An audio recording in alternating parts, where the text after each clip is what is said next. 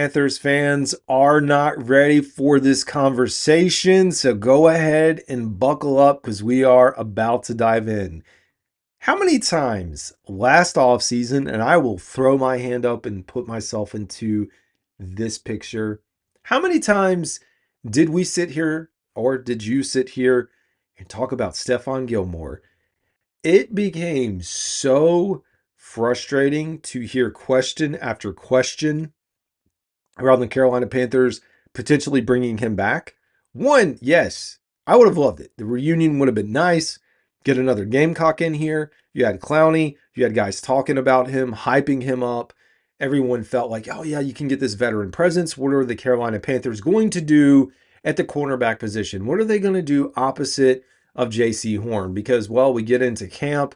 You find out that Dane Jackson's going to miss some time. And so you're scrambling like how and what?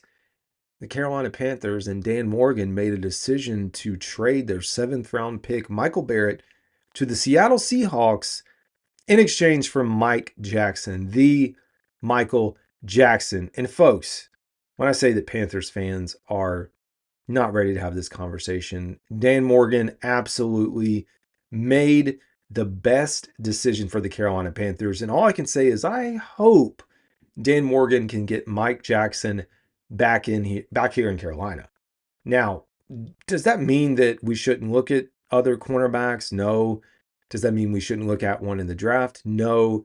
But Mike Jackson has been a viable second cornerback. And if you can lock him in for maybe another 2 to 3 years, I'm all for it because the guy's pretty young. So I think looking at this, it's safe to say this was a good move. And I said the Panthers should resign him. When you go back and look at this, look at the comparison. So Stephon Gilmore appeared in 15 games this season. Number one, you have the age factor. I mean, we would have signed him. I think he got like $9 or $10 million. So definitely money was a factor in Gilmore's decision to go to Minnesota. Also, hats off to him going to a team that's winning a lot of football games in the playoffs. I think it worked out for everyone involved. This year, he had 40 tackles, 40 solo tackles, 16 assists, and 56 total tackles. 1 tackle for loss, no quarterback hits, 1 interception, and then 9 passes deflected or defended.